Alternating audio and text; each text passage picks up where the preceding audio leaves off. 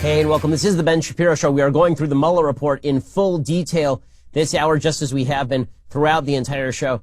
Joining us on the line is Cully Stimson, Senior Legal Fellow at the Heritage Foundation. Cully, thanks so much for joining the Ben Shapiro Show. Really appreciate it.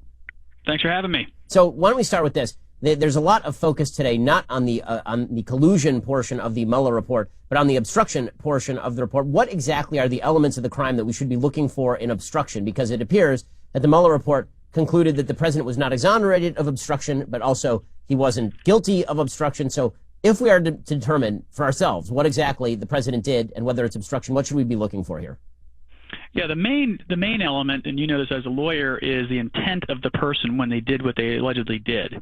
And the special counsel's report, section 2, page 7, lays out the various levels of obstruction, the various statutes under the general federal statute for obstruction, whether you're obstructing a criminal investigation, whether you're obstructing,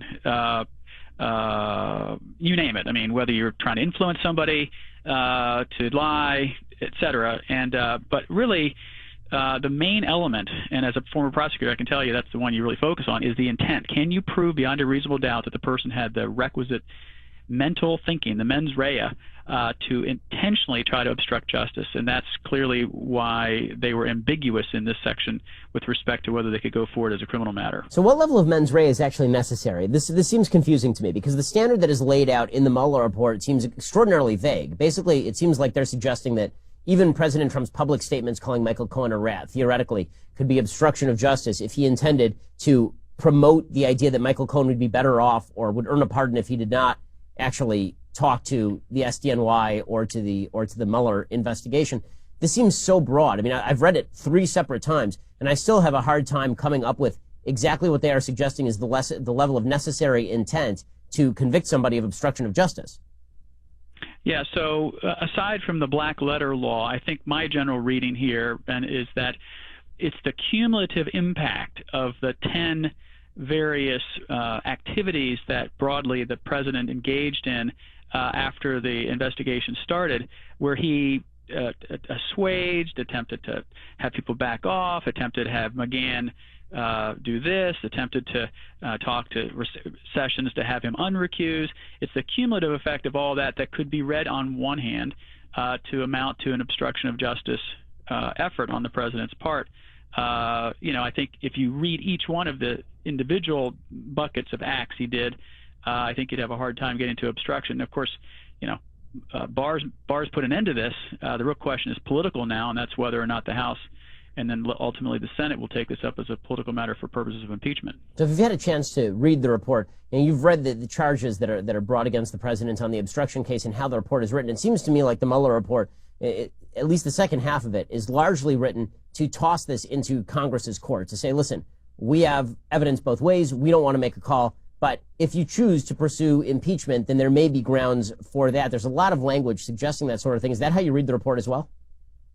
Well, I don't know if that's the intent of that section, but that's clearly the intent that those who favor impeachment or a political reckoning will read it as. I mean, clearly by finding that, although the report, quote, does not conclude the president committed a crime, it also does not exonerate him, unquote, on page 2 of part 2. And Barr with Rosenstein concluded as a matter of law, they're not going to bring obstruction charges because they couldn't. It clearly now either stops there and the politicians say, oh, well, there's no there, or given the hatred of this president, the Democrats want to take up impeachment proceedings. And, you got to ask yourself this, Ben, does Nancy Pelosi, given the bar she set for commencing impeachment proceedings, jump the shark here and do it, given the fact that she said she wants it to be bipartisan and get some Republicans to jump on board? We're speaking of Cully Stimson. He's a senior legal fellow at the Heritage Foundation. So, Cully, there's been a lot of flack that's been brought to bear on Attorney General William Barr. People over at the New Yorker suggesting that he should be impeached. Did you see anything in his press conference today or in his 4-page letter released a few weeks ago that suggests that he was dramatically misrepresenting the findings of the Mueller report? No, it's a very long report. I suspect most people who are talking about it haven't even read it thoroughly. They read the first part and the last part and then sort of pretending they read the rest of it. Barr has clearly read all of it and probably many times, and he did what he could in the limited amount of time he had to frame the issues. He didn't water down the fact that there was no finding with respect to obstruction by Mueller himself. In fact, in his first letter, in his first and only letter he sent to Congress, he made that clear.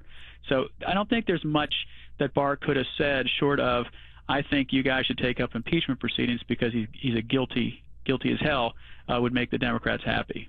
Well, with all of that said, Cully, do you think that there is a future to impeachment here? I mean, obviously, politically, there's the radical wing of the Democratic Party that may be forced to push for impeachment no matter what. I don't think that there's a lot of appetite by senior Democratic leaders to push for it. It seems to me that the best thing that they could do here would be to just point out that Trump is at best a hothead and at worst a corrupt person, because that's what the report seems to suggest.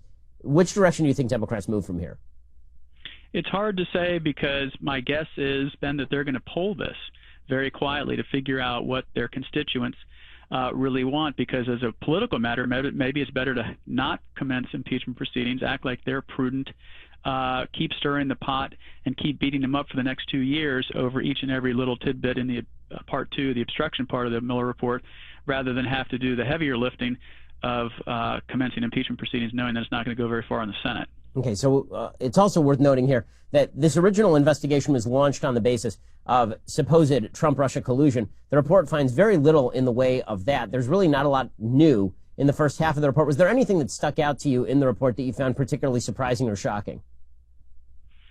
A lot of it, as you pointed out, was in the public domain, and the report actually points that out. But I think the details with respect to the extent to which Trump was very actively involved in talking to people on his staff and others, because he was obviously mad that there was a collusion investigation when he knew there wasn't any, and of course the report found there was none.